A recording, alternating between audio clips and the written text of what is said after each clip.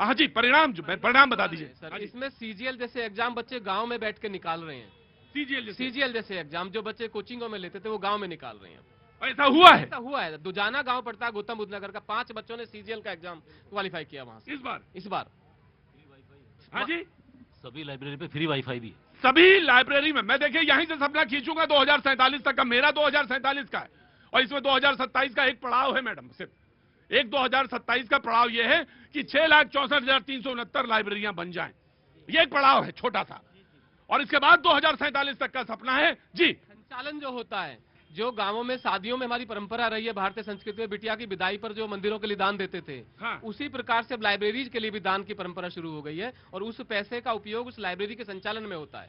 किसी से पैसा भी नहीं मांगना है बाद में। क्या बात है। आम आदमी पार्टी के प्रवक्ता कुछ कहना चाहते हैं? तो मैं सैल्यूट करता हूं नागर जी और लाल बहार जी की पूरी टीम को। वाह। 2000 में एक बार लेके जाना चाह रहा हूं। सन 2000 में दिल्ली के अंदर डॉक्टर साहिब सिंह वर्मा जी ने एक एनजीओ बनाई थी, ग्रामीण स्वाभिमान। मैं उसके अध्यक्ष के रूप में बहुत लंबे टाइम काम किया। हमने दिल्ली के सभी गांवों में लिटरेसी मिशन के तहत लाइब्रेरीज का काम शुरू किया था। इससे बड़ा पुण्य का काम कुछ नहीं हो सकता कि आप विद्या का दान दे रहे हैं। बहुत बहुत शुक्रिया। पॉलिटिक्स अपार्ट, पॉलिटिक्स पे अभी बात होगी और घनघोर बात होगी, और जब बात होगी तो लगेगा कि आप पॉलिटिक्स पे बात कर रहे हैं। जी जनाब। इस टीम के लिए धन्यवाद के लिए 2 लाइन कहना चाहूंगा। जी बिल्कुल कहिए। हालांकि हम लोग जब हमारी बहन बेटे की जब बारात विदा होती है, उसमें हम लोग विदा करते हैं तो उसमें भी हम 1100, 5100, 500 रुपए इकट्ठा करते हैं लाइब्रेरी के लिए, और मंदिर के लिए भी देते हैं, लाइब्रेरी के भी लिए देते हैं। तो मैं इस टीम के लिए 2 लाइन में आपके माध्यम से कहना चाहूंगा कि राह संघर्ष की जो चलता है वो ही संसार को बदलता है। जितने रातों से है जंग जीती, सुबह सूर्य बनकर वही चमकता है। क्या बात है, बहुत अच्छी बात है, बहुत अच्छी बात है। ये सिर्फ उदाहरण अल्फाजों से नहीं दे रहे, मुझे बहुत बहुत अच्छा लगा। ये स्वीकारोक्ति अगर बुजुर्ग कहता है कि मैं बनाना चाहता था एक लाइब्रेरी, नहीं बना पाया। एक बुजुर्ग यहां पे खड़ा कहता है कि मैं रो गया, मैं पढ़ना चाहता था, नहीं पढ़ पाया, लेकिन मैं अपने बच्चों को पढ़ा रहा हूं। मुझे लगता है कि ये कार्यक्रम आज आप जैसे लोगों को पाकर बहुत धन्य हुआ। जी जी, बोलना चाह रहे हैं आप? जी, मेरा नाम सत्येंद्र भाटी है और इस टीम पाठशाला का छोटा सा कार्यकर्ता हूं। हाँ।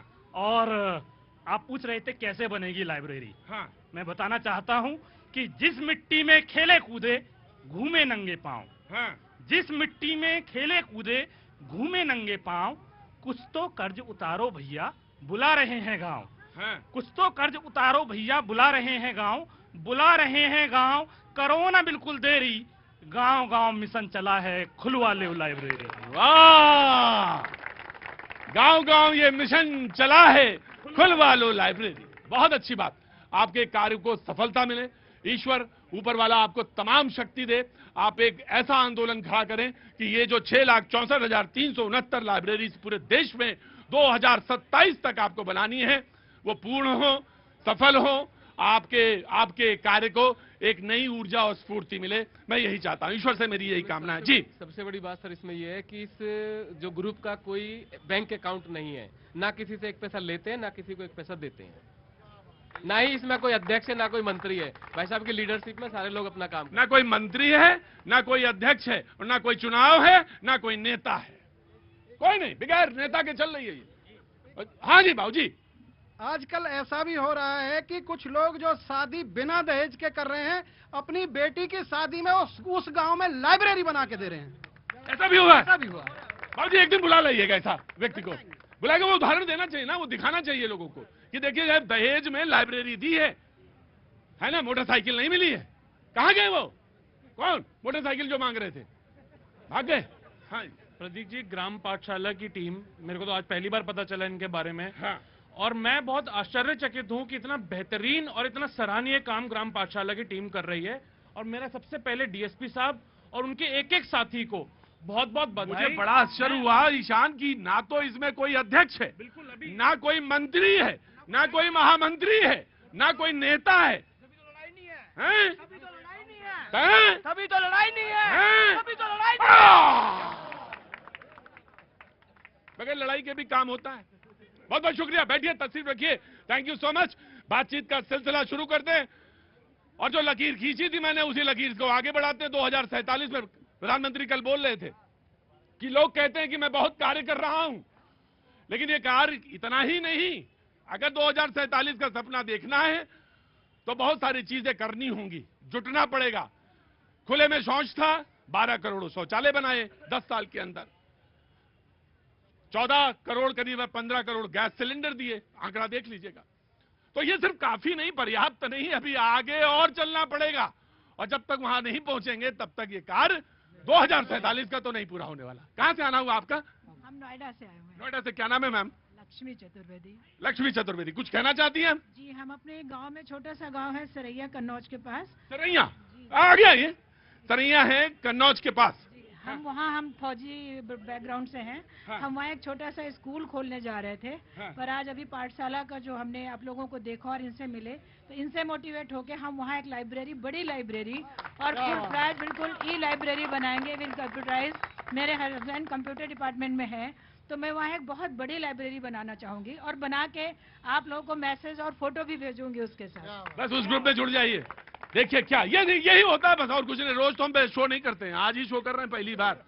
27 साल हुए पेशे में, लेकिन पहली बार जागे, नींद पहली बार खुली है मेरी। हाँ जी, बहुत बड़ा कार्य आज तक आपने जितना योगदान दिया देश को, आज का दिन जो है स्वर्णाक्षरों में आपके लिए लिखा जाएगा। अच्छा तो ठीक है, बहरहाल मैंने अपने मुद्दे पे आता हूँ, लौटता हूँ। जब तक बातचीत का सिलसिला न जुड़ जाए, सबसे पहले शांति आएगी, कांग्रेस का पक्ष रखेंगे, उसके बाद बीजेपी से बातचीत का सिलसिला आगे बढ़ेगा। प्रतीक जी देखिए, 2047 का जो लक्ष्य रखा है प्रधानमंत्री जी ने, ये 2 साल पहले रखा गया था, उसका ब्लूप्रिंट भी सामने आया था जी। लेकिन लक्ष्य रखना कोई गलत बात नहीं है। पहली बात तो आप देखिए, विकसित देश हम लोग सब चाहते हैं। 1947 में जब देश आजाद हुआ था तो पंडित जवाहरलाल नेहरू ने ही देश की स्थापना रखी और विकास के लिए उन्होंने देश की स्थापना रखी। बड़े बड़े डैम्स बने, बड़े बड़े शिक्षा के संगठन बने, आईआईटीज बने, आईएम्स बने, एम्स जैसी जो हॉस्पिटल है, संस्था है, वो बनने का हमने काम कार्य शुरू किया था। देश में 1947 में बहुत ज्यादा गरीबी थी, हमने गरीबों को निकाला। इंदिरा गांधी जी ने एक नारा दिया, गरीबी हटाओ, तो गरीबी हटाने का हमने काम किया और एक मिडिल क्लास सेक्शन को हमने बनाने का कांग्रेस पार्टी ने काम किया। तो मैं ये नहीं कहता बिल्कुल भी कि 2047 में मैं उन लोगों की आलोचना करता हूं जो ये कहते हैं कि लक्ष्य रखना गलत बात है।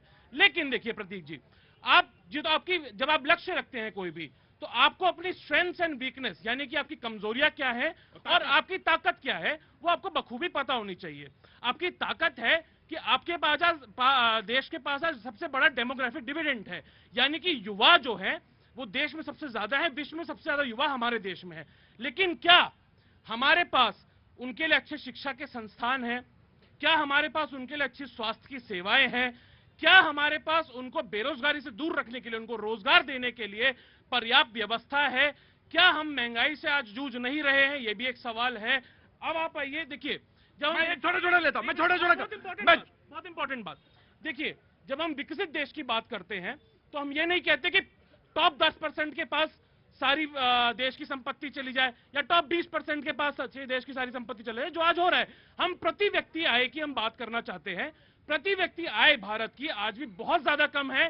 भारत की प्रति व्यक्ति आय $2500 है और आप उसके कंपैरिजन में अगर बाकी विकसित देशों की बात करेंगे तो चीन की 12,614 है, अमेरिका की 81,000 के आसपास है, यूके की है 48,000, फ्रांस की है 44,000। तो अभी भी हमें बहुत एक रास्ता तय करना है। लेकिन क्या आराम सुन भाई, ये आंकड़े बंद करो, प्रैक्टिकल पे जियो।